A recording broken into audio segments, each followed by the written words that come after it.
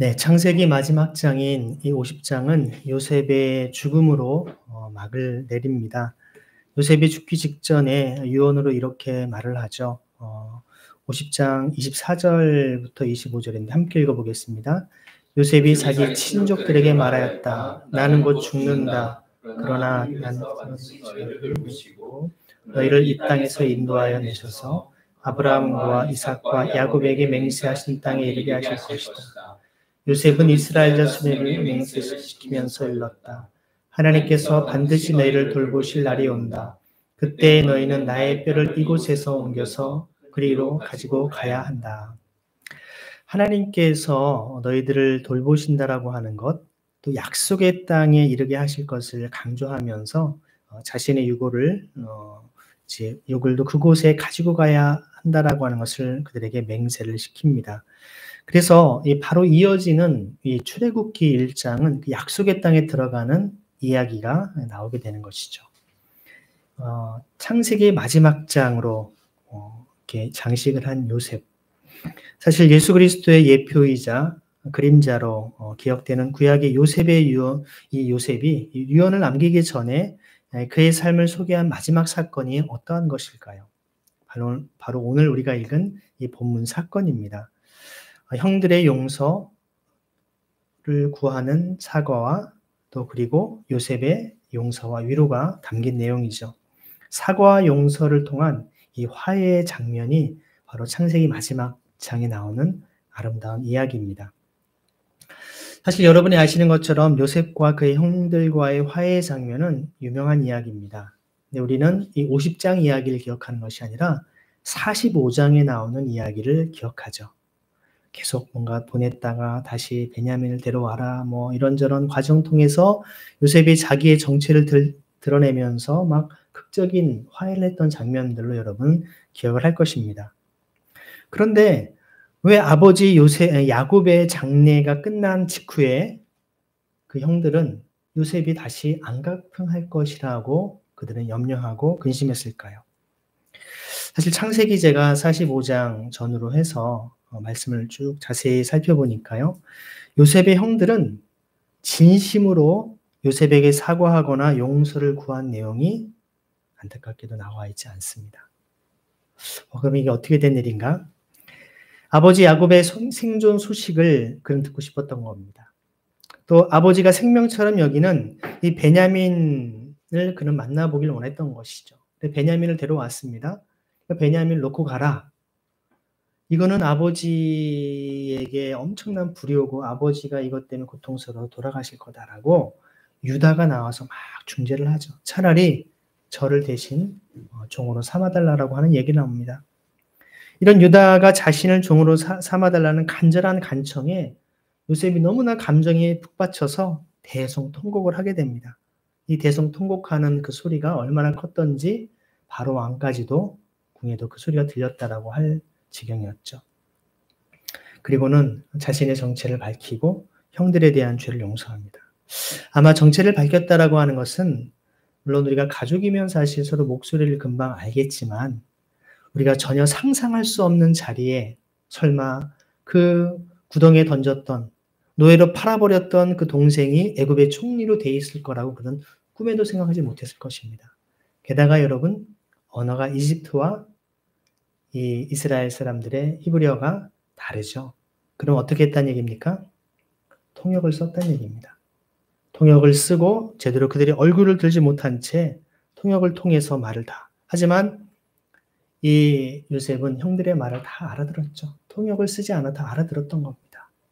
다 사람들을 뒤로 물린 다음에 자기의 정체를 밝힌 것입니다. 그러니 이 이집트의 총리 앞에서 쩔쩔매던 형들은 어리둥절해서 입이 얼어붙고 말았다로 성경은 기록되어 있습니다.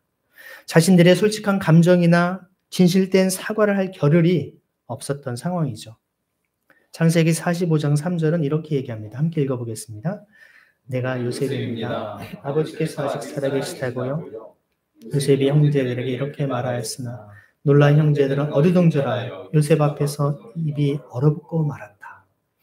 요셉이 대성통곡하고 나서는 자기의 정체를 밝힙니다. 그리고 나서는 아버지가 정말 살아계시다고요? 라고 그 아버지의 생존 소식을 확인하고 나서 말을 하니까 형제들은 너무나 놀래 가지고 어쩔 줄 모르는 거죠.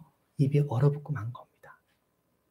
사실 이 장면 뒤에 뭔가 성경 기록에 적어도 한 줄이라도 그 형들이 요셉에게 진심으로 사과를 했다라는 장면이 나올 법도 한데 전혀 없습니다. 그야말로 그들은 초죽음이 된 겁니다. 우린 다 죽었다. 여러분, 사람이 정말 너무나 큰 충격적인 얘기를 들으면 온몸에 맥이 다 빠지고 힘이 다 빠지고 그냥 털썩 그냥 주저앉게 되는 거죠. 지금 그런 상황인 겁니다. 얼어붙고 만 겁니다. 그래서 오늘 본문에 나오는 야곱의 장례 이후, 그 아버지의 장례 이후에 형들은 다시금 자신들이 지은 죄로 인해서 처벌을 받을 수 있다는 염려 속에서 두려워했던 것입니다. 그들이 이런 마음을 얼마 동안 품었을까요? 요셉이 자신의 정체를 밝히고 아버지를 모시고 오고 다 그들이 함께 그 지역에 지냈지 않습니까?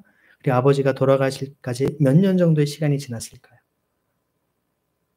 몇 년쯤 됐을 것 같아요. 몇 달? 몇 년? 자그마치 17년이 지났습니다. 17년. 자, 여러분 17년이라고 하는 세월, 뭐 짧으면 짧을 수 있지만 우리가 얘기하면 지금 2024년이니까요. 2007년에 뭔가 서로 갈등이 있었는데 17년이 지나도록 아직 그 안갚음을 풀지 않은 그런 사건이라는 겁니다. 야곱이 이집트로 내려와서 바로를 만날 때 130세였습니다. 그리고 그가 147세에 12지파에게 복을 빌며 숨을 거두는 이야기가 성경에 나옵니다. 창세기 47장 8절과 9절 한번 읽어보겠습니다. 시작. 바로가 야곱에게 말하였다. 여러분께서는 연세가 어떻게 되시오? 야곱이 바로에게 대답하였다. 이 세상을 떠돌던 횟수가 100년하고도 30년입니다. 저희 조상들이 세상을 떠돌던 횟수에 비하면 제가 누린 횟수는 얼마 되지 않지만 험악한 세월을 보냈습니다. 그렇죠. 야곱과 에서의 사건 잘 아시죠? 네. 형님과의 그런 사건 때문에 도망가고 또 삼촌 라반한테 열심히 아내를 얻고자 일을 했지만 또 그야말로 사기를 당해서 거짓말 때문에 또 다시 7년을 또 일했고 다시 고향으로 돌아오는 길에 형 때문에 막 죽음의 위협 속에 다 모든 사람들 먼저 내보내고 막 씨름하면서 그 씨름하는 현장 가운데 이스라엘이라고 하는 이름을 얻었던 사람 아니겠습니까? 자기의 꾀로, 자기의 잔꾀로, 자기의 지혜로 삶을 살려고 했지만 이스라엘이라고 하는 이름은 지금부터 내가 너를 통치하고 다스린다라고 하는 하나님의 역사하심 속에 그를 붙잡으셨던 삶을 살았던 것입니다. 그리고는 하나님께서 그를 통하여서 이스라엘의 12지파의 정말 아버지의 역할을 하는 귀한 은혜를 주십니다. 그런데 그의 인생은 정말 조상들이 세상을 떠돌던 횟수에 비하면, 떠돌다는 것은 무엇입니까? 사실 이스라엘 백성들은 유목민입니다. 족장도 유목민이죠. 이집트는 정착한 농경사회지만 유대사회는 유목민들입니다. 하나님께서 풀을 다 뜯어먹이면 또 다른 곳에서 또 풀 있는 곳에 가고 하나님의 인도하심 따라 살아가는 그런 특성이 있는 것이죠. 그러다 보니까 그들은 정착할 곳이 없는 늘 주님의 인도하심을 따라가는 삶입니다. 이것은 우리가 이 땅의 삶이 나그네의 삶임을 잠시 왔다가 떠돌이의 인생임을 보여주는 대목이기도 합니다. 그런데 얼마 되지 않는 인생 험악한 세월이라고 얘기를 합니다. 전도서의 표현대로 솔로몬의 표현대로 뭐라고 합니까? 헛되고 헛되니 모든 것이 헛되도다. 헛되고 험악한 세월. 자, 이런 삶을 살았는데요. 결국에 이제 그리고 나서 다시 이제 야곱은 이집트에서 17년을 살고 이제 창세기 47장 28절에 이렇게 얘기합니다. 읽어보겠습니다. 야곱이 이집트 땅에서 17해를 살았으니 그의 나이가 147살이었다. 그러니까 그가 죽기 전까지의 나이가 이제 147살이니까 17년을 살았다는 얘기입니다. 여러분, 요셉의 형들은 요셉과 함께 또 아버지와 함께 17년을 이집트에 살았습니다. 17년이라고 하는 세월은요, 어린아이가 태어나서 고등학교까지 다닐 수 있는 나이입니다. 적지 않은 시간입니다. 그럼 아이들, 조카들 크는 걸 다 보고 서로 오가면서 식사도 하고 교제도 하고 여러 회포를 다 풀었을 텐데 그 17년 동안 살면서 그들은 아버지 야곱이 살아계신 것 때문에 간신히 그들의 목숨을 부지했다라고 생각한 겁니다. 결국 그들은 수십 년 전에 지은 자신들의 죄악을 회개하지 않을 수 없는 상황이 된 것이죠. 여러분, 보통 부모님이 돌아가시고 나면 자녀들이 보통 어떤 문제들이 많이 발생할까요? 가장 먼저 재산 문제 때문에 분쟁을 합니다. 뭐 집이 있거나 뭐 통장에 얼마가 있으면 얼마를 나누냐 이런 것 때문에 그게 많고 크고 뭐 금액이 크고 적고가 중요한 게 아닙니다. 다 크면 큰 대로 적으면 적은 대로 다 그거 또 주변 친척들까지도 막 눈독을 들이고 서로 이런저런 이야기를 하면서 다 그런 것들을 정말 다 가로채려고 하는 그런 일들이 있죠. 그렇죠, 영철형제? 네. 그런 우리의 인생의 모습을 보면 참 부모님이 돌아가시고 나서 그분의 생전에 살았던 삶, 그분들의 아름다운 신앙의 유산을 물려받는 그런 모습보다는 돈에 가장 먼저 우리가 노예가 되어버린 그런 모습들을 봅니다. 그런데 지금 이 야곱의 아들들은 다른 것보다도 가장 막내의, 물론 베냐민이지만 거의 막내인 그 요셉이 지금 애굽의 총리라는 말이에요. 사람은 사실 이 집안의 어떤 혈연의 그런 가문의 족보보다도 이 권력 앞에서 그들은 어쩔 줄 몰라 하는 것입니다. 아마 그래서 사람들은 모든 걸 떠나서 권력을 잡으려고 그렇게들 노력을 하나 봅니다. 돈을 많이 벌면 명예를 얻으려고 하고 명예를 얻으면 결국 권력을 쥐려고 하는, 근데 그 권력의 끝에서는 더 이상 오갈 데가 없는 많은 인생들을 보지 않습니까?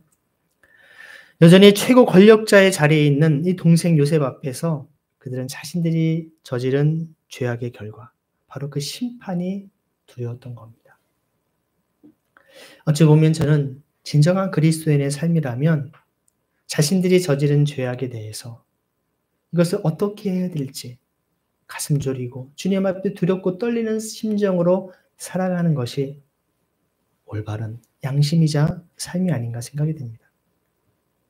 많은 사람들은 자신이 지은 죄에 대해서 뭐 나만 그래? 뭐 세상 다 그렇지 않아? 하면서 그냥 객관화시켜버리고 다 누구나 다 그렇지 않냐 하면서 정말 애써 축소시키려 하는 모습이 아닙니까? 하지만 이 형제들은 바로 그것을 피할 방법은 그들이 아무리 궁리해도 방법이 없어요. 그들이 떠올린 방법은 뭡니까? 아버지가 돌아가시기 전에 그들이 이미 그것을 뭔가 논의했을 거예요. 아버지의 축복을 받기 전에 아버지, 행여라도 이 요셉이 우리가 저질렀던 그 죄 때문에 우리를 죽이려고 한다면 어떻겠습니까? 아버지 이런 유언을 좀 남겨주십시오. 라고 얘기하지 않았겠습니까? 그래서 아버지의 유언을 통해 자신들의 죄를 용서를 구하는 방법밖에 없었던 것이죠. 오히려 더 그들이 진실된 회개의 모습으로 나아갔어야 되는데 마지막까지도 사실은 오히려 아버지를 통해서 간접적으로 그 아버지의 힘을 빌어서 그들이 그 위기를 모면하라는 모습을 보게 됩니다. 어찌됐든 이에 요셉은 다시금 17년 전에 그 친정한 용서와 화해를 다시금 재확인해주고 그리고 약속을 해주는 장면인 겁니다. 우리 사랑하는 주빌리 교회 성도 여러분, 여러분은 용서받지 못한 채 가슴앓이 하면서 근심하는 죄악이나 문제가 있습니까?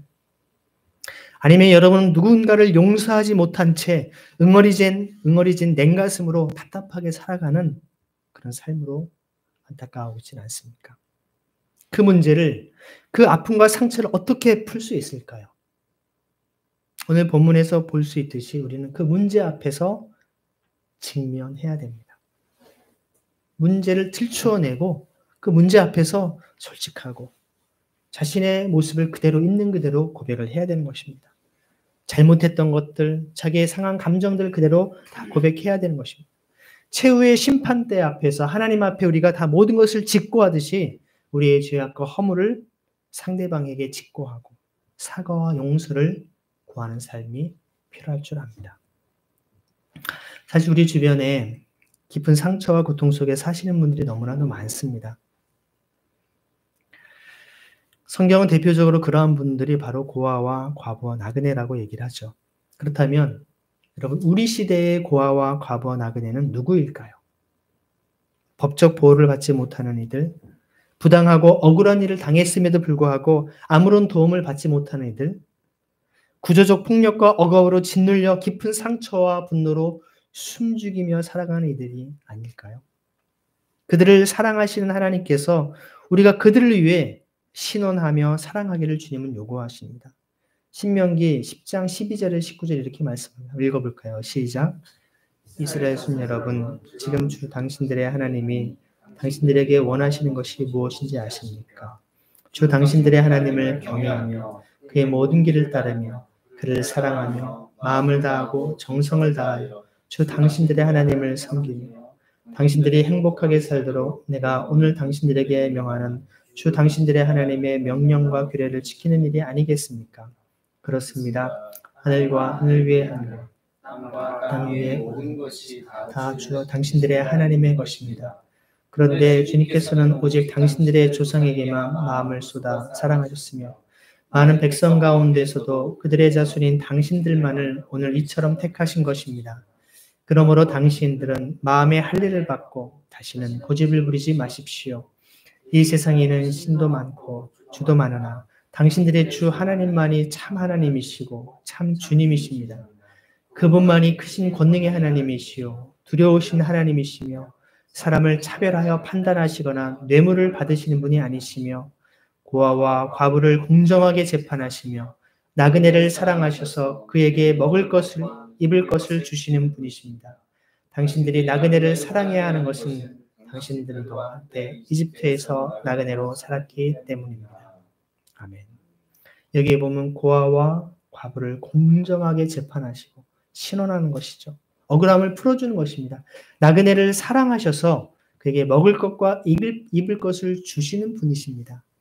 우리도 여러분도 나그네를 고아와 과부를 우리가 공정하게 신원해주고 그들을 사랑하는 삶을 사는 것, 이것이 주님이 우리를 향하신 뜻이 아니겠습니까? 바로 이것이 율법의 완성이며 천국의 문을 여는 공의를 실천하는 신앙인 것이 아니겠습니까? 마태복음 5장 17절에서 20절 이렇게 얘기합니다. 읽어보겠습니다.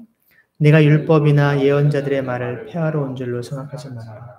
폐하러 온 것이 아니라 완성하러 왔다. 내가 진정으로 너에게 말한다. 천지가 없어지기 전에는 율법은 1.1획도 없어지지 않고 다 이루어질 것이다. 그러므로 누구든지 이 계명 가운데 아주 작은 것 하나라도 어기고 사람들을 그렇게 가르치는 사람은 하늘나라에서 아주 작은 사람으로 일컬어질 것이요. 또 누구든지 계명을 행하며 가르치는 사람은 하늘나라에서 큰 사람이라고 일컬어질 것이다. 내가 너에게 말한다. 너희의 의가 율법학자들과 바리새파 사람들의 의보다 낫지 않으면 너희는 하늘나라에 들어가지 못할 것이다. 주님께서는 율법의 완성을 사랑이라고 말씀하셨습니다. 그 사랑은 어떠한 사랑입니까? 하나님을 향한 사랑이며 하나님을 향한 사랑은 이웃을 향한 사랑으로 나타날 수밖에 없습니다. 주님이 말씀하신 이웃은 누구입니까? 율법학자를 통해서 이미 질문이 있었죠. 제 이웃이 누구입니까? 주님은 강도 만난 자의 이웃이 누가 바로 강도 만난 자의 이웃이냐고 말씀하십니다. 이 땅의 고아와 과부와 나그네와 같은 인권이 유린되고 고통받고 억울한 사람들을 향한 그들을 향한 사랑의 실천의 삶을 사는 것이 이것이 바로 율법의 완성이며 바로 천국에 넉넉히 들어가는 구원의 신앙이 아니겠습니까? 주님은 공의를 따라 어미하신 일로 우리에게 응답하시는 분이기 때문에 그렇습니다. 읽어보겠습니다. 우리를 구원하신 하나님, 주님께서 그 놀라운 행적으로 정의를 세우시며 우리에게 응답하여 주심으로 땅끝까지 먼 바다 끝까지 모든 사람이 주님을 의지합니다. 주님께서는 그 놀라운 행적으로 정의를 세우시는 분입니다. 공의를 행하시는 분이십니다. 그 하나님의 성품을 우리도 그런 삶을 살아가는 것이죠. 하나님의 통치와 다스림이 이 땅에 임하도록 그리스도의 고난에 동참하고 약자를 신원하고 사랑해야 할 지상의 대부분의 교회가 주변적이고 부수적인 사역으로 밀어냈던 것입니다. 신앙적 공로주의, 능력주의로 물든 교회는 강도 만난 이웃의 아픔을 외면했고 사회 곳곳의 불의와 억압이 정말 만연함에도 불구하고 거기에 침묵함으로 구조적 악에 동조해 왔습니다. 고통과 아픔의 현장에서 눈물 어린 공감과 회복을 위한 공동체적 사랑과 공의는 사라진 채 개인적 차원의 어떤 경건, 개인의 구원의 확신으로 무장한 그런 독선과 패권주의가 오히려 판을 치고 있는 한국교회의 현실입니다. 여러분 2007년에 개봉된 이창동 감독의 영화 밀양을 여러분 아실 겁니다. 이 밀양은 이 가해자의 진정한 사과가 무엇인지를 우리에게 성찰합니다. 영화를 보신 분 한번 손 들어보시겠어요? 네, 거의 다 영화를 보지 않으셨군요. 전도연 배우가 이제 주연이 됐는데 이름이 신혜입니다. 신혜. 신혜는 여러분 믿음, 소망, 사랑의 믿음과 사랑을 얘기하는 신혜. 근데 신혜가 자기의 사랑하는 아들, 남편이 없이 아이를 키우고 있었는데 아이가 유괴를 당합니다. 유괴당하고 나중에 아이가 살해됩니다. 죽게 되죠. 그 범인이 잡혔어요. 범인이 이제 감옥에 얼마나 정말 청천벽력 같은 정말 안타깝고 힘들고 고통스럽겠습니까? 그 고통 속에서 이 아이를 막 찾아다니다가 나중에는 이제 아이가 죽었다는 소식으로 정말 절망 속에 결국 주님을 만나게 됩니다. 신앙을 갖게 되죠. 신앙의 어떤 하나님의 은혜와 사랑 가운데 신앙생활을 하다가 내 원수를 사랑하라 라는 말씀을 붙잡고서 이제 용기를 내서 그 감옥에 자기의 자식을 죽인 그 죄수를 찾아갑니다. 이렇게 찾아가서 이 사람을 만나서 자신의 용서를 한다라고 이야기를 하기도 전에 놀랍게도 이 감옥에 있는 죄수도 하나님을 만난 겁니다. 그럼 어떨까요? 너무 감사한 일이겠죠. 그런데 이 감옥에 있는 이 죄수가 너무나 기쁘고 감사한 얼굴로 저는 이미 하나님께 모든 죄를 용서받았습니다. 라고 얘기하면서 막 그냥 자기 얘기를 하는 겁니다. 이때 주인공 신혜는 어떤 생각이 들었을까요? 물론 그는 그를 용서하러 왔었습니다. 하지만 내 자식을, 내 외아들을 죽여놓고서 내가 용서하지 않았는데 누가 용서를 해? 이런 생각이 들면서 큰 충격과 이 신앙의 엄청난 회의를 그는 갖게 됩니다. 거의 이 영화의 마지막은 하나님을 향해 저주를 하는 그런 모습으로 영화는 끝나버리죠. 이 영화가 있고 나서 사실 많은 논란들이 있었습니다. 기독교계에서 이거는 반기독교적이다. 비판들을 했습니다. 사실 이름 자체에 이미 그 의미가 담겨 있어요. 신의 믿음과 사랑은 있는데 여기에 소망이 없습니다. 소망이 없는 삶이죠. 밀양이라고 하는 이름 자체 Secret Sunshine 이미 그 자체에도 그런 의미가 있어요. 하나님 앞에서 자기 스스로 회개하고 구원을 확신하며 피해 당사자에게는 아무런 사과나 진심 어린 참회도 없이 자신의 모든 죄와 벌이 바로 사라진 것을 기뻐하는 이 가해자의 모습 앞에 주인공은 큰 충격을 받을 수밖에 없었던 겁니다. 자기 아들을 유괴해서 살인한 가해자로 인한 그 고통당하고 있는 피해자의 상처와 고통과는 상관없이 가해자 스스로 하나님 앞에서 죄로부터의 자유를 만끽하며 기뻐하는 장면을 통해 과연 기독교의 참신앙이 무엇인가를 우리에게 반문해 주는 영화였습니다. 여러분, 예수님께서는 예배를 드리기 이전에 먼저 형제와 먼저 사과하고 화해하고 예배 드리라고 말씀하시죠. 참된 예배가 무엇인지를 우리는 기억하게 됩니다. 사과는 여러분, 잘못된 문제를 수정하고 관계를 회복하려고 하는 겸손한 회개의 행위입니다. 진정한 사과는 잘못을 인정하고 반성하고 해를 끼친 것에 관해 보상하는 것입니다. 사과는 반성의 표현이고 진정한 화해와 평화로 이루어질 수 있는 강력한 몸짓이죠. 진정한 사과는 겸손과 진정성을 필요로 합니다. 여기에 발생한 피해에 대해서 책임을 지고 또 보상을 제공하고 결과를 수용하는 것이 포함됩니다. 이 진정한 사과가 받아들여질 때 진정한 용서와 평화로 이어질 수 있지만 진정성이 없는 사과는 오히려 분노와 불신과 분노를 낳게 되는 겁니다. 그래 내가 잘못했다. 뭐 어쩔래? 이렇게 한다면 이거는 어떤 사과로서 받아들일 수 없는 것이죠. 여러분, 이처럼 개인적 차원을 넘어서서 정치적인 억압과 불의, 경제적인 불평등과 구조적 폭력 등으로 피해를 입은 사람들, 역사 속에 우리 수많은 그런 사건들이 있지 않습니까? 이런 것 때문에 고통스러워하는 이들에게 진정한 사과를 그들이 경험하기에는 훨씬 더 요원하기만 합니다. 이런 경우에는 과거에 대한 깊은 이해와 피해자들의 아픔에 대한 공감, 그리고 이러한 폭력 구조를 근본적으로 바꾸려고 하는 제도적인 장치와 국가적 차원의 배상과 같은 조치가 없이는 불가능하기 때문에 그렇습니다. 여러분, 히틀러 치하에서 수백만 명의 유태인들을 학살하는 데 동조했던 한 인물이 있습니다. 나중에 남미에서 붙잡혔죠. 그 사람 이름 바로 아이히만입니다. 아돌프 아이히만. 1962년에 그런 재판을 받는데요. 예루살렘의 재판에서 군인으로서의 국가에 대한 충성으로 자신의 의무를 성실하게 수행했을 뿐이라고 그는 얘기합니다. 아무런 양심의 가책도 느끼지 않은 당당한 태도에 전 세계가 충격에 빠졌죠. 오히려 그는 조롱하면서 비웃듯이 이야기를 했습니다. 저는 지시대로 했을 뿐이라고. 군인이 상부의 명령에 따라 그 일을 행했을 뿐인데 그 일은 수백만 명을 죽이는 일이야. 독가스실에서 죽이는 일이었습니다. 나는 명령을 따라 군인의 일을 국가에 충성했을 뿐이다. 나는 아무런 잘못이 없다. 라고 얘기했던 것입니다. 이때 이 유대인 피해자로서 같은 이 유태인으로 붙잡혀서 감옥에 있었던, 하지만 나중에 극적으로 탈출을 해서 나중에 프린스턴 대학의 교수가 됐던 최초의 여성 교수, 바로 한나 아렌트가 이 재판을 지켜보았습니다. 그래서 그 지켜본 그 재판에 대한 것을 책으로 쓰게 되죠. 이렇게 그 빈정되는 그의 모습이 있었고, 예루살렘의 아이히만이라고 하는 이 내용을 씁니다. 1963년에 이 책을 통해서 깊이 생각하지 않는 이 사고의 결여, 또 구조적 불의로 야기될 수 있는 거대한 악을 인식하지 못하는 악의 평범성, Banality of Evil이라고 하는 것을 그는 지적을 합니다. 그래서 여기 얘기하는 것처럼 다른 사람의 처지를 생각할 줄 모르는 이 생각의 무능은 말하기에 무능을 낳고 행동에 무능을 낳는다라고 한나 아렌트는 이야기했던 것입니다.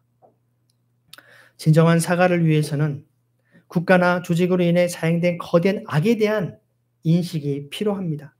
폭력을 만든 정치적인, 경제적인, 사회적인, 문화적 구조가 어떻게 피해자들에게 가해했는지를 깊이 이해해야 되는 것입니다. 이로 인해서 고통받으며 살아온 피해자들의 삶에 대한 진심 어린 사과가 필요하죠. 그에 대한 명예회복과 합당한 보상, 상담과 치유, 재발 방지책 마련, 이런 것들 심혈을 기울여야 되는 전방위적인 노력이 필요합니다. 그러한 노력과 대책이 있어야만 진정한 사과를 위한 치유와 화해가 가능해진다는 것입니다. 저는 오늘 개인적 차원의 사과와 용서만이 아니라 이 사회 전반적으로 국가적으로 역사 속에 있는 수많은 아픔에 대해서 함께 이 문제를 다루고자 하는 것입니다. 역사 속에서 밝혀진 불의와 제약에 대해 교회와 그리스도인들을 통한 진정성 있는 사과는 무엇이 있었을까요?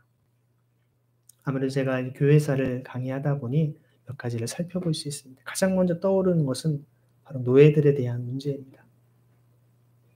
불과 몇백 년 전까지만 해도 노예들은, 흑인들은 인간다운 대접을 받지 못했죠.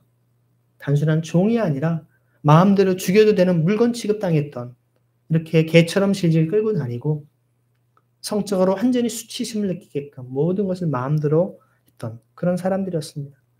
여러분, 이 그림이 어떤 그림일까요? 이 그림을 보면 292명의 노예들을 배에 선적한 그 그림입니다. 어떻게 하는지. 그리고 이게 여러분 단층이 아닙니다. 층층이 2층으로 되어 있는 상황입니다.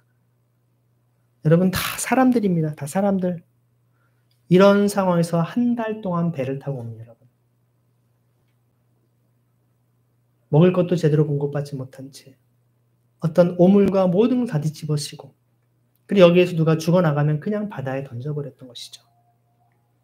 노예제도가 여러분 어땠는 그 참상, 이렇게 빼곡하게 빈틈이 없게끔 노예들을 집어넣어 놓고서 한 달 동안 배를 통해서 결국 1833년 7월 영국 하원에서는 노예제 폐지를 위해 바로 2천만 파운드, 오늘날 수백조 원에 해당되는 돈을 지불하기로 결의하면서 결의하면서 66만 8천여 명의 노예가 해방됩니다. 바로 이것을 영화화했던 어메이징 그레이스, 윌리엄 윌버포스에 대한 영화의 한 장면입니다. 또한 여러분 1996년 캐나다 성공회는 원주민이 교회를 통해 겪은 큰 잘못에 대해서 공식적으로 사과를 했습니다. 이 사과는 캐나다 원주민의 식민화에 대한 교회의 공모, 이러한 식민화가 원주민의 삶에 미치는 영향을 인정했고 또 교회의 행동으로 영향을 받은 지역사회를 돕기 위해 고안된 성공의 치유 기금 개발과 함께 이루어졌습니다. 교회가 공식적으로 그들을 식민지하고 소위 우리가 이야기하는 인디언이라고 하는 자들을 쫓아냈던 모든 죄를 회개하기 시작했던 것입니다. 2006년 2월 총회에서 정말 영국 성공회도 노예 매매를 옹호했던 과거에 대해 사과합니다. 노예제도가 비인간적이고 부끄러운 결과를 가져왔다라고 하는 성공회 내부의 논의 결과에 따라서 사과를 결정했고요. 교회가 노예로 삼은 이들의 자손에게 해를 끼친 점에 대해서 사과를 했습니다. 2007년 미국 장로교는 노예제도와 연루된 것과 그에 따른 인종차별에 대해서 공식적인 사과를 발표했습니다. 이런 미국 교회가 노예제도에 대해서 사과한 것은 2007년도에 이르러서입니다. 수백 년 전에 노예제도가 폐지됐음에도 불구하고 공식적 사과를 하지 않았다는 것이죠. 이 사과문은 인종차별을 옹호하고 아프리카계 미국인과 모든 유색인종을 억압하는 데 있어서 교회가 자행해온 죄악을 인정했고 교회와 사회 모두가 정의와 화해를 위해 노력하겠다는 약속도 포함되어 있었던 것입니다. 2008년 캐나다 연합교회도 인도 기숙학교의 시스템에서 역할에 사과했습니다. 교회가 제도에 개입함으로써 원주민 어린이와 그 가족 및 지역사회에 끼친 피해에 대해서 인정했습니다.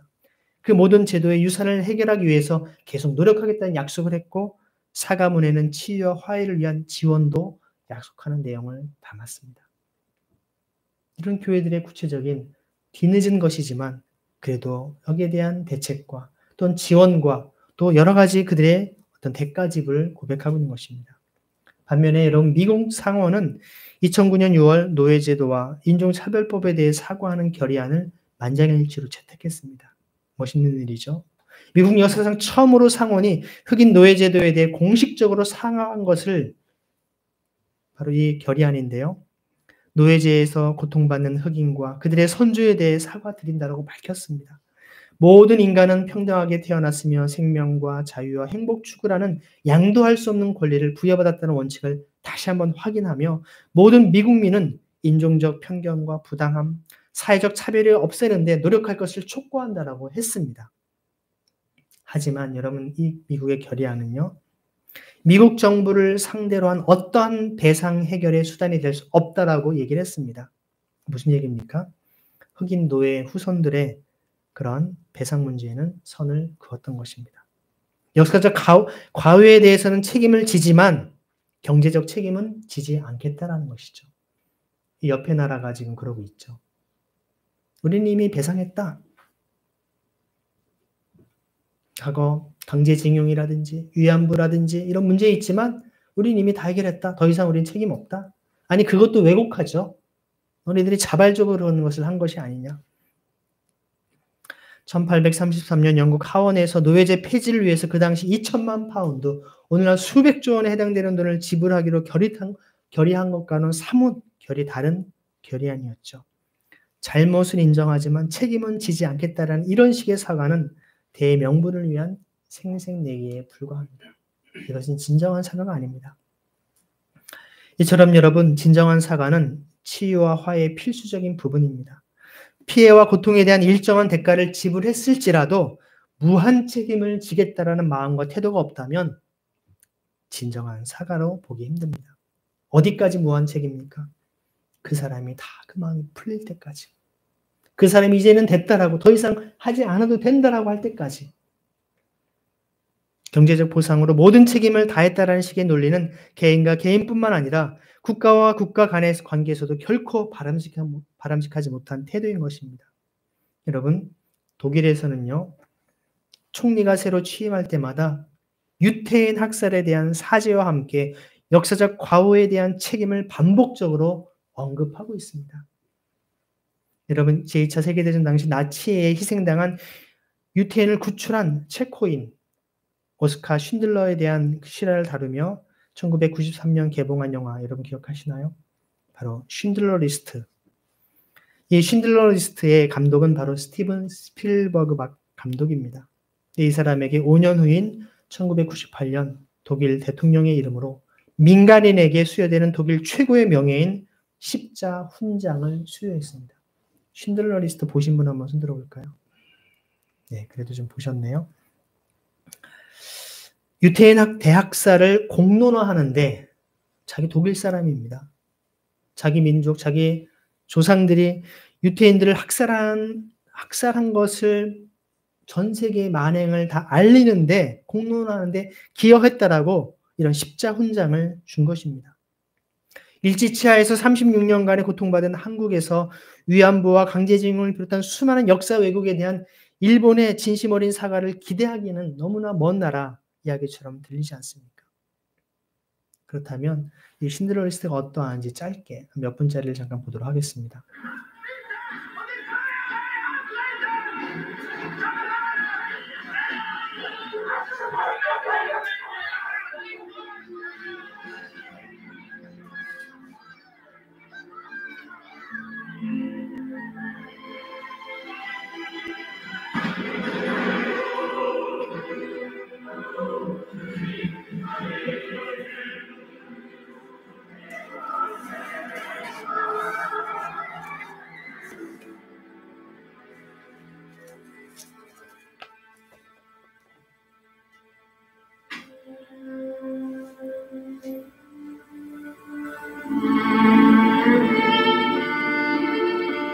By law, I have to tell you, sir, I'm a Jew. Well, I'm a Jew. So there we are. You want these people. My people. I want my people. Why, Moses?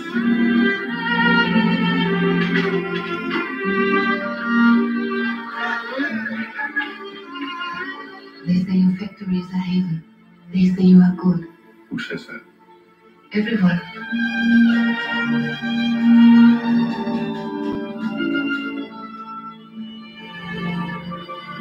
All you have to do is tell me what it's worth to you.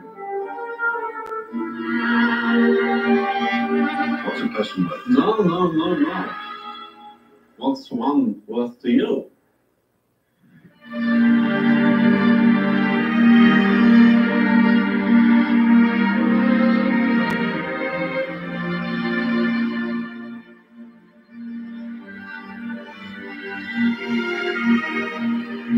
Power is when we have every justification to kill. And we don't.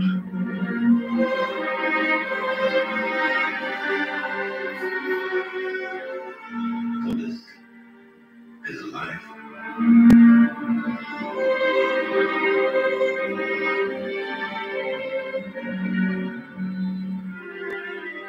Whoever saves one life saves the world in time.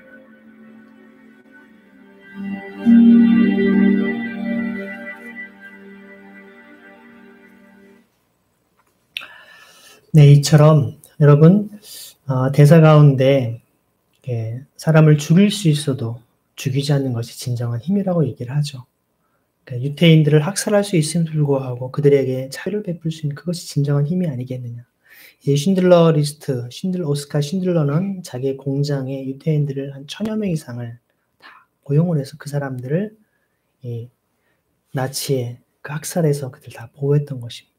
생명부였습니다. 살생부에서 생명부로 옮겼던 실존 인물을 영화한 사건이 그 영화였죠. 사실 우리가 올바른 역사 의식과 역사 인식이 있지 않으면 진정한 사과, 진정한 화해는 불가능하다는 것입니다. 진정한 이 사과의 사례는 회개의 힘과 관계 회복을 추구하는 것의 중요성을 보여주고 있습니다. 사과는 단순히 잘못을 인정함으로 자신의 체면과 명분을 획득하려고 하는 것이 아니라 피해자 당사자에게 진심으로 잘못을 인정하고 보상하려고 하는 마음을 표현하는 것입니다. 진정한 사과는 피해 입힌 것에 대한 진정한 후회와 피해자의 아픔에 대한 깊은 공감에서 나와야 합니다. 그것은 관계를 회복하고 치유와 화해를 가져오는 강력한 회개의 행위입니다. 거기에 바로 성령의 역사가 있지 않겠습니까?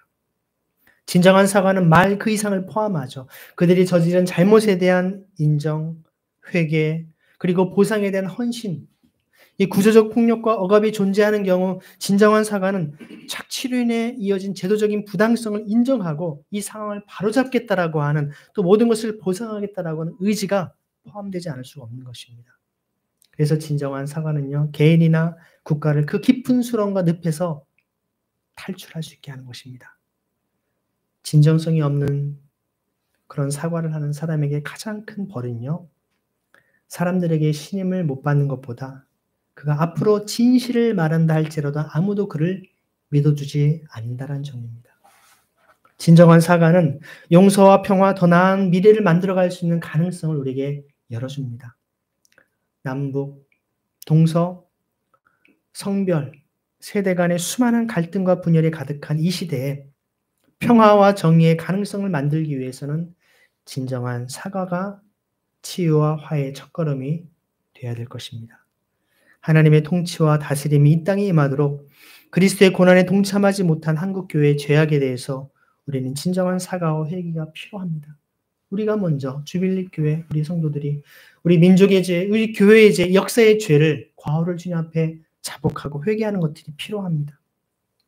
이 땅 곳곳에 약자를 신원하며 사랑해야 할 지상의 대부분의 교회가 그 사명을 주변적이고 부수적인 사역으로 밀어냈던 죄악에 대해서 그거는 우리가 안 해도 돼, 우리는 복음만 전하면 돼 하면서 신앙적 공로주의와 능력주의로 물들어 강도 만난 이웃의 아픔을 외면했고 사회 곳곳의 불의와 억압에 침묵함으로 구조적 악에 동조해왔던 죄악에 대해서 진심 어린 사과와 보상이 선행되어야 될 것입니다. 자성과 자비를 베풀라는 것이 아닙니다. 보상해야 되는 것입니다. 마땅히 갚아야 할 것을 돌려주고 보상하라는 것입니다. 복음의 빛, 사랑의 빚을 갚으라는 것입니다. 그럴 때 비로소 사회를 향한 교회의 예언자적 외침, 어떤 구호가 비로소 사람들에게 들리기 시작할 것입니다. 단순히 100만 명이 모였다고 아무리 외칠지라도 공허한 메아리에 불과할 수밖에 없을 것입니다.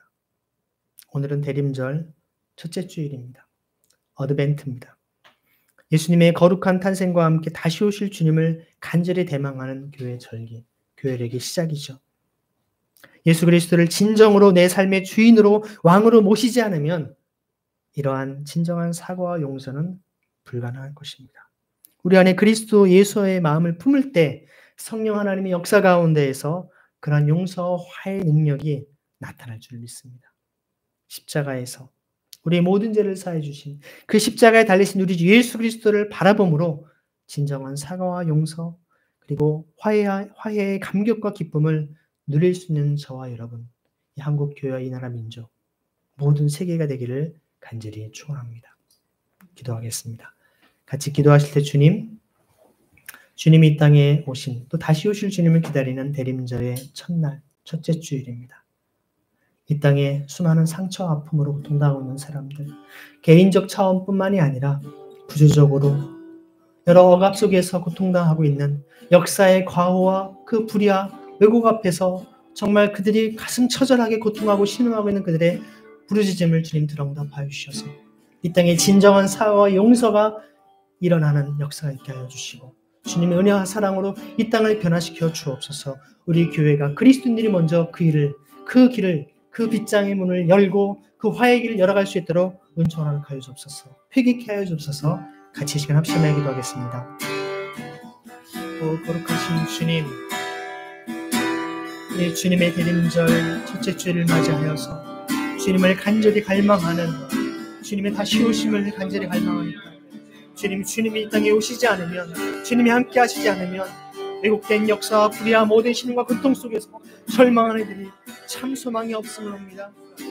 아무리 사랑을 외치고 아무리 믿음을 외치지만 참 소망이 없이 우리에게 이 땅 가운데 절망 속에 살아가는 이들이 너무나도 많습니다.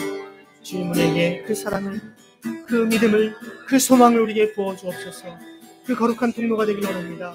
우리 그리스도인들이 주님의 거룩한 교회가 이를 사명을 감당하시는 우리를 사용하여 주옵소서. 하나님 아버지, 우리에게 주신 역사적인 사랑, 이 모든 고통 가운데 우리가 같이 공감하며 주님 그들의 아픔을 신원하고 하나님의 사랑으로 그들을 먹이며 돌볼 수 있도록 주님을 도와주옵소서. 우리를 돌보시는 하나님, 고아와 과부와 나그네를 사랑하시며 돌보시는 주님의 그 사랑을 우리도 함께 행하게 하여 주시고 실천하게 하셔서 나그네로 살아가는 이 땅에 잠시 왔다 가는 삶에 하나님의 영광과 은혜를 드릴 수 있는 것을 붙잡아 주옵소서. 하나님 아버지 은혜를 베풀어 주옵소서. 우리를 새롭게 하여 주옵소서. 우리 심령을 전케 하시고 한국교회와 그리스도인들이 우리 주빌리 교회를 통하여서 우리 모든 성도 한 사람 한 사람들이 하나님의 영광을 드러낼 수 있는 은혜를 주시는 거예요. 주님 붙잡아 주옵소서. 주님 역사하여 주옵소서.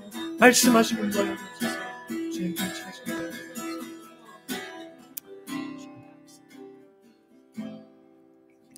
주옵소서. 하나님은 고아와 과부와 나그네를 신원하시고 그들의 아픔과 고통을 공감하실 뿐만 아니라 그들을 먹이시며 입히심으로 그들을 사랑하시는 분이십니다. 그들을 돌보시는 분이십니다.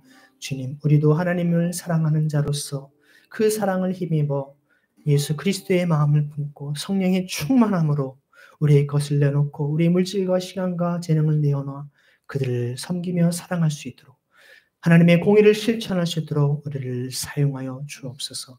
그럴 때 역사의 왜곡과 그 모든 고통 속에 신음하고 있는 이들이 그들도 진정으로 하나님을 찬양하며 예배할 수 있는 참된 용서와 회복을 화해를 경험케 하여 주옵소서.